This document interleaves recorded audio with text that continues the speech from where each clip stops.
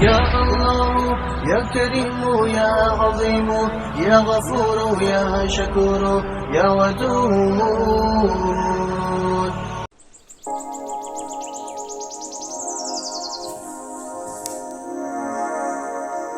ہر شرعی کام کی طرح اعتکاف کے لیے نیت لازمی اور ضروری ہے۔ اعمال کا دار و مدار نیت پر ہے۔ نیت دل سے کی جاتی ہے، زبان سے نیت کے الفاظ ادا کرنے کی کوئی ضرورت نہیں۔